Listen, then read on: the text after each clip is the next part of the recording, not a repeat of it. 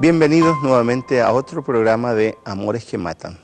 Es un programa que hemos creado con el propósito de dar una visión panorámica sobre el grave problema de la violencia doméstica, especialmente desde una perspectiva cristiana y pensando en hogares cristianos.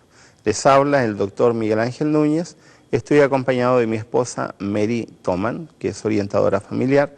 Juntos hemos enfrentado y tratado este tema durante muchos años.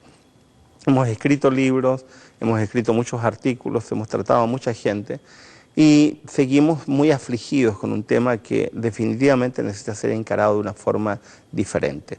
Ahora, si nosotros analizamos la Escritura, la Palabra de Dios, la Biblia, que amamos tanto, también tendríamos que hacer un análisis de aspectos que de pronto no nos gusta encarar, que no nos gusta ver. La mayoría, no vamos a decir todos, pero una buena cantidad de los personajes bíblicos hoy día no pasarían la prueba de la violencia doméstica. Muchos de ellos fueron violentos en sus hogares. Muchos de ellos vivieron experiencias difíciles de describir.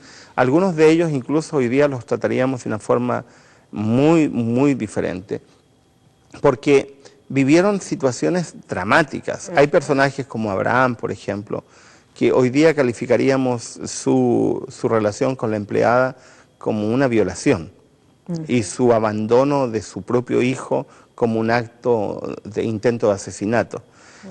Hay otros personajes como un levita que aparece en Jueces, que entrega a su esposa para ser violada y luego hace un acto indecible.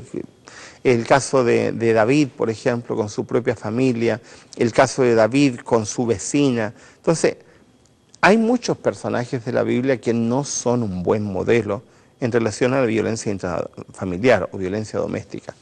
Así que hay que tomar con cuidado.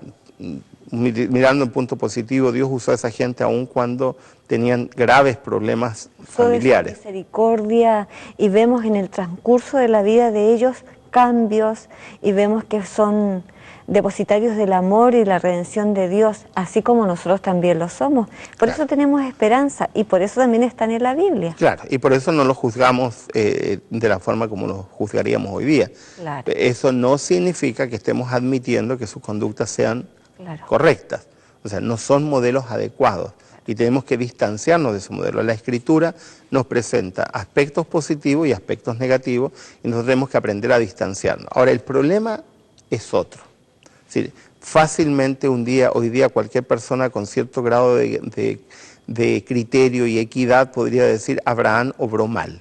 Claro. En el tratamiento. Con un poco de sentido común. Con un poco de sentido común se da cuenta. Algunos podrían perfectamente darse cuenta de que los hermanos de José fueron abusadores en la manera como trataron a su hermano. Así que, de verdad, perdón Miguel Ángel, si uno se pone a analizar tantas historias de la Biblia, hay mucha violencia. Sí, hay mucha violencia, porque el contexto lo permitía, el contexto cultural de la ley del talión, del ojo por ojo, etc. Bueno, y ahí está la tergiversación que ha producido el pecado en la relación de pareja, porque el plan divino, como lo hemos conversado en otras oportunidades, el plan divino, el diseño que Dios creó, al tener al hombre y a la mujer aquí en esta tierra, es totalmente alejado de la realidad que nosotros estamos viendo en la Biblia o viendo en la sociedad. Ahora, tú das con un punto clave, es decir, nosotros tenemos que tener un elemento como para poder decir lo que está bien y lo que está mal, y la Biblia lo da. En Hebreos capítulo 1, el versículo 1 dice claramente que Dios se reveló de muchas maneras, y ahora se ha revelado a través de Jesucristo. Por lo tanto, el elemento central para poder evaluar las conductas de muchos de los personajes bíblicos es Jesucristo. Claro. Jesucristo es, digamos, el patrón para, podemos decir, esta conducta es equivocada y esta conducta no lo es. Si alguna vez entendiste mal algo, aquí tenemos para que lo puedas rectificar. Por eso el Señor Jesucristo muchas veces dijo, oíste que fue dicho tal cosa, mas yo os digo. O sea, quiero que te quede claro. En ese quiero que te quede claro, Jesús también dijo, yo les he dado ejemplo. Exacto. Así como yo hice, ustedes también hagan. Claro. Ahora, el problema que se ha suscitado es tomando algunos textos de la Biblia fuera de contexto, y esos textos tomados fuera de contexto o mal entendidos han servido para ideológicamente en los hogares cristianos crear las condiciones para la violencia. Para ser mal usados. Claro, en el mal uso. Y vamos a referirnos a uno específicamente muy usado en nuestras iglesias. Podemos invitar a nuestros amigos que vayan a buscar un ejemplar de las Sagradas Escrituras para que nos puedan acompañar en la lectura que vamos a tener. Vamos a estudiar brevemente las palabras del apóstol Pablo, que a muchas mujeres, especialmente que son feministas, odian porque malinterpretan también a Pablo, que está en el libro de Efesios, el capítulo 5, el versículo 23. ¿Puedes leerlo tú? 23. Porque el marido es cabeza de la mujer, así como Cristo es cabeza de la iglesia, y Él es el que da la salud al cuerpo. Yo soy la cabeza tuya. Yo soy el cuello que te muevo. Eso fue lo que me dijo la primera vez que yo le dije yo soy la cabeza. Sí. ¿Qué entiende Pablo por cabeza? Ahora, para poder responder esa pregunta, en primer lugar hay que preguntarse, ¿qué quiso decir Pablo y a quién se lo dijo y por qué se lo dijo? Ahora, ¿por qué es tan importante esto? Porque en muchos hogares cristianos, los maridos, creyéndose cabeza y actuando como cabeza, pretenden decidir por sus esposas, pretenden tener la última palabra. Tener la última palabra, y algunos, bajo ese concepto, pretenden tener dominio, llegando incluso a la agresión verbal y física para lograr que sus esposas sean dominadas por él, porque supuestamente ellos son cabezas. Y usan la Biblia. Y creen que la Biblia los autoriza. Ahora, porque el marido es cabeza de la mujer. Yo quiero contar a manera de testimonio cómo empezamos a pensar distinto. Claro. Yo era pastor de pastoreábamos un distrito, estábamos recién comenzando. Fue nuestro primer distrito. Y nos encontramos con un líder de iglesia que golpeaba a su esposa. Y cuando yo fui a increparlo, el hombre podía parecer mi padre. Seguramente hoy día ya debe estar muerto, porque ya en esa época era anciano. Y yo lo increpé, le dije, ¿por qué maltrata a su esposa? ¿Por qué golpea a su esposa? Me dice, pero si la Biblia me autoriza, me lo dijo con tanta tranquilidad. Claro, no lo dijo con cargo de conciencia. Nada, absolutamente, me lo dijo con toda tranquilidad. Y yo me sorprendí porque yo iba preparado para algunas respuestas, pero esa respuesta no me la esperaba. Y le dije, ¿dónde sacó eso? Y la Biblia dice, yo soy cabeza y yo hago lo que quiero, porque Dios me puso acá para dominar, controlar, y ellos tienen que doblegarse y someterse a mí porque Dios me puso por cabeza. Y ahí me lo dijo con arrogancia. Ahí cambió. Es claro. Y ahí yo le dije, perdóneme hermano, usted no puede ser líder de iglesia. Digo, usted no solamente está malinterpretando la Biblia, está sometiendo a su familia a algo que no corresponde. Solo que yo en ese momento no tenía suficientes argumentos. No tenías el estudio. No había estudiado, no había reflexionado y empecé. Yo recuerdo que eso te motivó a decir, bueno, ¿qué es lo que está diciendo el texto bíblico para que alguien pueda...? Y empezamos a analizar, no fue fácil porque nos encontramos con muchos intérpretes que sostenían lo mismo hasta que empezamos a descubrir. Entonces, ¿qué es lo primero que hay que tener en cuenta? Lo escribió Pablo. Dentro del contexto. Claro. Ahora, si yo tomo Pablo literal, tal como aparece, entonces podría acusar a Pablo de misógino, es decir, un individuo que odia a la mujer. Pero perdónenme, cuando analizamos bien a Pablo, uno de los defensores de la mujer, extraordinario defensor de la mujer, es Pablo. Claro. Ahora, en segundo lugar, ¿a quién le está escribiendo? Le está escribiendo a la gente que vive en Éfeso. ¿Quiénes son ellos? Y los de Éfeso eran griegos, que pensaban como griegos y actuaban como griegos. Y la gente de Éfeso eran griegos que tenían una estructura mental que consideraban a la mujer menos valiosa que un animal. Claro. Y esto es una cosa importantísima. Yo siempre pregunto, ¿conocen ustedes alguna filósofa griega? ¿Algún personaje mujer griego importante en la historia griega clásica? No lo hay. Todos eran varones. Porque todos eran varones, porque ellos consideraban que el varón era el único que merecía ser llamado humano, hasta ese grado.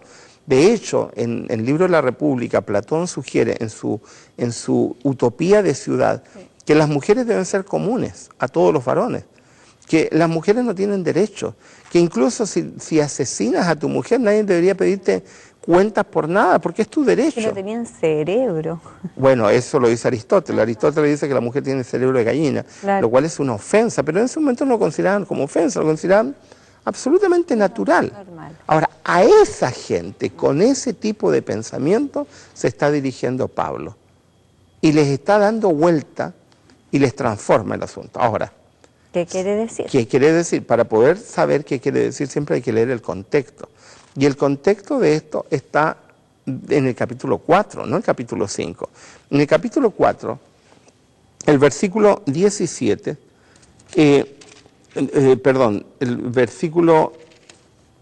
capítulo 4, me puse a leer el 5.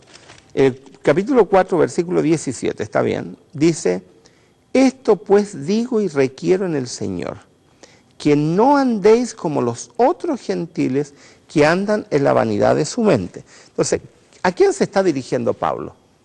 A los griegos. ¿Pero a qué griegos? A griegos cristianos. Claro. Y a estos cristianos que se han convertido, pero que son griegos, le está diciendo: yo les estoy escribiendo para que su vida sea diferente a la vida de los otros griegos. Y comienza a dar una serie de consejos, Pablo, muy prácticos, del versículo 17 en adelante. Y empieza a darlo en diferentes contextos. Le dice cómo tienen que comportarse en sus relaciones sociales, les dice cómo tienen que comportarse con su cuerpo, les dice que ya no deben beber, que tienen que abstenerse de ciertas conductas, les dice cómo tienen que comportarse en diferentes contextos, hasta que llega al versículo 21 del capítulo 5. El versículo que olímpicamente la mayoría se lo salta y simplemente no lo lee, el versículo 21. Claro. Y el versículo 21, ¿puedes leerlo tú? Dice: sujetaos los unos a los otros en el temor de Dios. Sujetaos los unos a los otros. Soportaos. Y otros dicen someteos. Someteos. Me parece que la mejor expresión es sujetaos. Porque la idea de sujetarse es manténganse unidos unos a otros en el temor de Dios. Entonces, fíjate aquí, ¿quién se sujeta a quién? Entonces algunos dicen, sí, todos se sujetan menos la mujer. No, perdóname, eso no es lo que está diciendo el texto. Todos se sujetan. ¿Quién se sujeta a quién?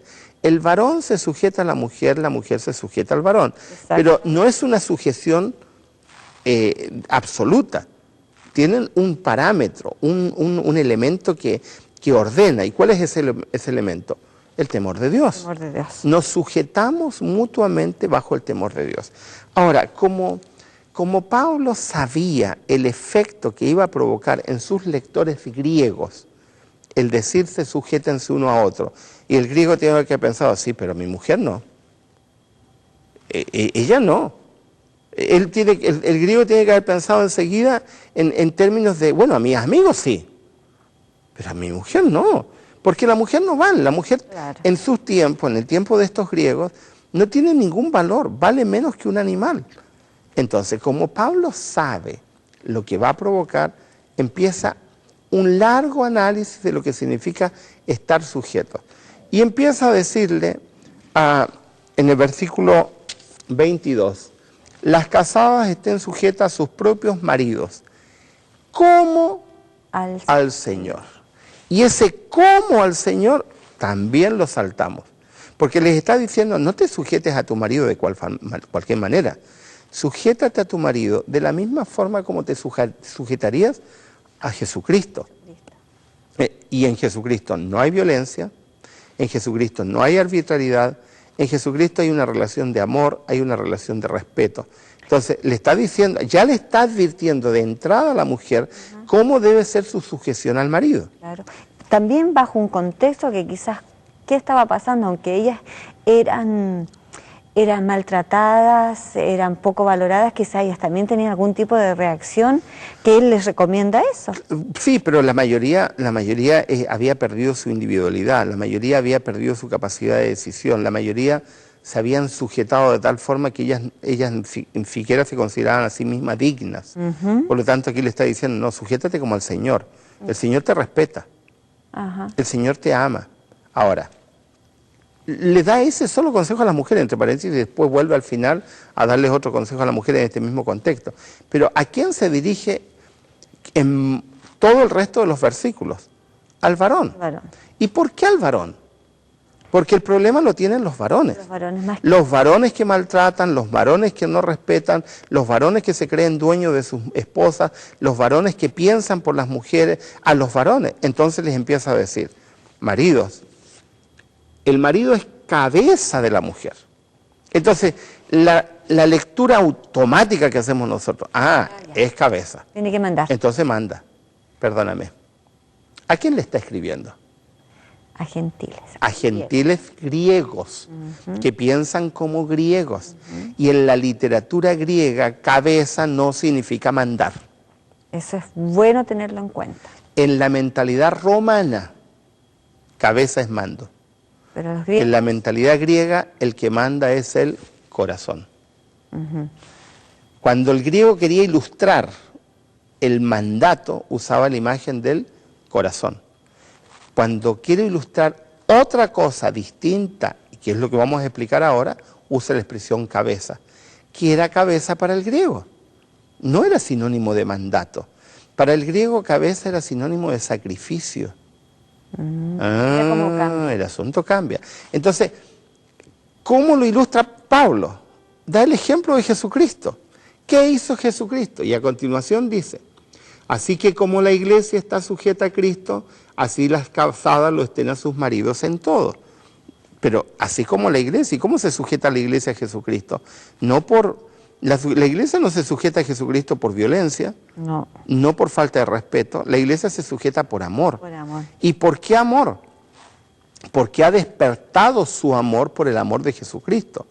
Y ahora les dice a los maridos, maridos, amen a vuestras mujeres, así como Cristo amó a la iglesia y se entregó a sí mismo por ella. Les dice cómo Cristo amó a la iglesia. Les dice cómo deben ser cabeza. Claro. Es decir, les está diciendo, maridos, si ustedes quieren entender lo que es Jesucristo, ¿Jesucristo qué hizo? Se entregó. En otras palabras, Jesucristo estuvo dispuesto a sacrificarse por la iglesia. Y yo me pongo a pensar a veces y me imagino a esos griegos que consideraban que sus esposas valían menos que un animal, decir, no, Señor, ¿cómo me voy a sacrificar por mi mujer? Por mi amigo me puedo sacrificar, pero por mi mujer, no. O sea, tiene que haber sido muy chocante para esa gente escuchar que Jesucristo se sacrificó, murió por la iglesia, entonces tú tienes que morir y sacrificarte por tu señora. Miguel Ángel, aquí no hay dudas, porque es gráfico el apóstol Pablo de decirles cómo tienen que hacerlo. El problema es que como ideológicamente durante muchos siglos hemos pensado que cabeza es sinónimo de mando, tomando un concepto romano y metiéndolo en un contexto griego, entonces hemos mal entendido. Ahora fíjate, más adelante, dice, ¿para qué se entregó Cristo a la iglesia? Para santificarla, limpiándola en el lavacro del agua por la palabra, para presentársela gloriosa para sí, una iglesia que no tuviese mancha, ni arruga, ni cosa semejante, sino que fuese santa y sin mancha. Y como los griegos seguramente Pablo sabía que no están entendiendo, les da el golpe de gracia diciéndoles, así también los maridos deben amar a sus mujeres como a sus mismos cuerpos. El que ama a su mujer, a sí mismo se ama. Y fíjate que ahora Pablo habla de amor. Ahora, en la literatura griega no existe amor hacia la mujer. Platón escribió un libro dedicado al amor que es El banquete.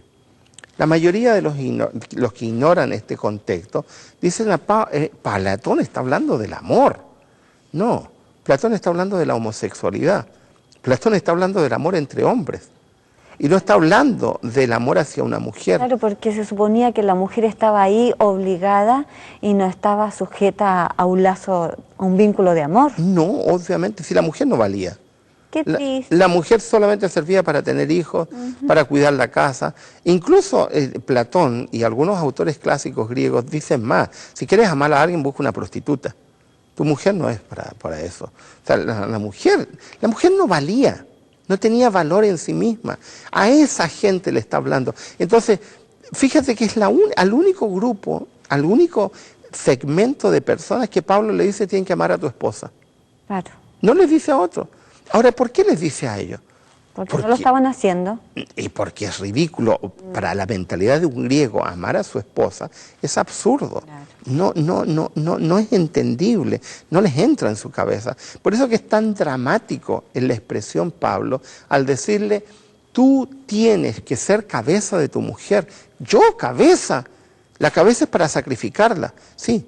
Así como Cristo se sacrificó por la iglesia, así como Cristo murió por la iglesia, así como Cristo se sacrificó por la iglesia para hacerla santa, para glorificarla, así de esa misma forma tú tienes que estar dispuesto a morir por tu esposa. Entonces es un desafío muy grande para el hombre actual decir, yo soy cabeza. Ah, claro. Yo soy cabeza. O sea, si yo empiezo a entender realmente lo que significa acá, ser cabeza tiene una trascendencia enorme, te cambia todo el contexto. El modelo es Jesucristo. O sea, no te está diciendo tú eres Jesucristo para tu esposa, porque sería una blasfemia, pero te está diciendo tú eres cabeza y tienes que... La actitud que tienes que tener, amarla, sacrificarte por ella, darte entero por ella. En ningún caso significa... Un esposo modelo. Obviamente, como tu marido. No. Viene muy de cerca. Sí. Lo que hay acá, lo que se observa acá, es un Pablo tratando de enseñarle a gente que violenta, que maltrata a sus esposas, diciéndole, señores, ustedes están obrando mal. Claro. El modelo es Jesucristo. Amen a sus esposas como Jesucristo ama a la iglesia. Respétenla, glorifíquenla, santifíquenla. Él quería rescatar de lo que significaba tener un hogar. Obviamente. Para que redundara la felicidad. Aquí lo que Pablo está haciendo es defendiendo a la mujer y poniéndola en un lugar extraordinario, porque estos hombres de esta época no lo hacen. Claro. Y no lo hacen porque su ideología no se los permite. Ahora, ¿qué tiene que ver esto con la violencia? Muchísimo. Por supuesto. Porque cuando yo tomo decisiones por mi esposa, cuando maltrato a mi esposa, cuando me creo dueño de mi esposa, me estoy poniendo en un rol que bíblicamente no me corresponde. Cuando me siento superior. Cuando me siento jerarca, cuando siento y actúo como si yo fuera el dueño, como si mi esposa fuera mía en términos de propiedad. En ese contexto estamos introduciendo una idea que es absolutamente contraria al planteamiento bíblico. El planteamiento bíblico es otro. El planteamiento bíblico es la cabeza, desde la perspectiva de Efesios, se sacrifica. La cabeza santifica. La cabeza hace todo porque quiere glorificar a la iglesia. Es decir, aquí hay un acto de amor, hay un acto de entrega, por eso es que la palabra que usa Pablo, se entregó.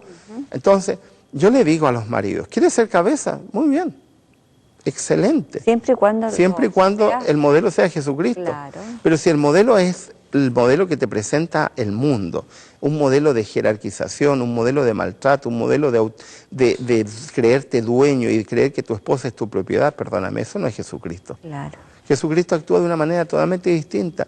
En Jesús no hay falta de respeto. En Jesús no hay obligatoriedad. Jesús no te toma del cuello y te obliga a creer.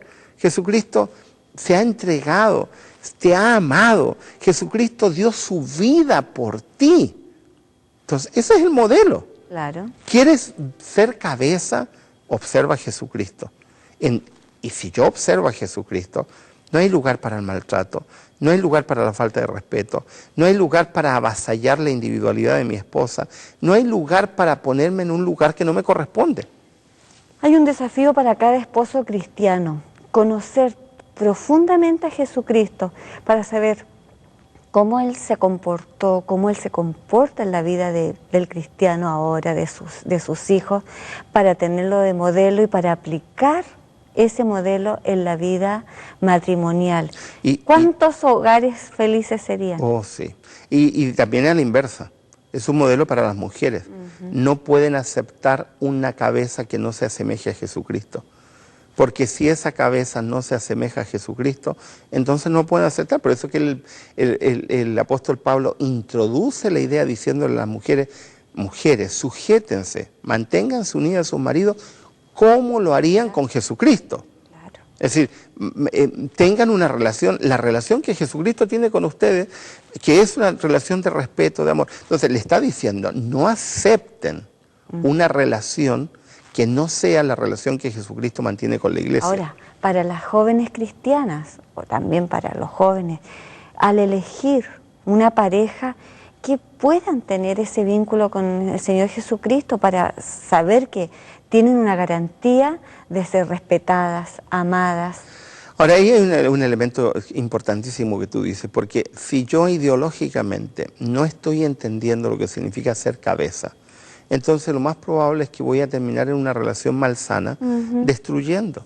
Claro. La Escritura es hermosa cuando se la interpreta bien, cuando se la lee bien, cuando logramos entender el contexto. Hay muchas otras ideas que ya no alcanzamos a ver, pero lo radical lo vimos. La idea es, Dios nos ama, Dios nos respeta, por lo tanto Dios no me doblega, ni me humilla, ni me maltrata, ni me pone en una posición de jerarquización. Ese mismo modelo nosotros tenemos que llevar para los hogares. Fíjense que hemos analizado un solo texto de la Escritura que ha sido mal interpretado. Hay muchos otros que en otros de nuestros libros están tratados. Pero aquí hay un desafío, tal como dijo mi esposa, para los hogares cristianos. El desafío es vivir de acuerdo a Jesucristo. ¿Quieres ser cabeza? Mira a Jesucristo, porque Él es tu modelo. Los esperamos en otro programa de Amores que Matan.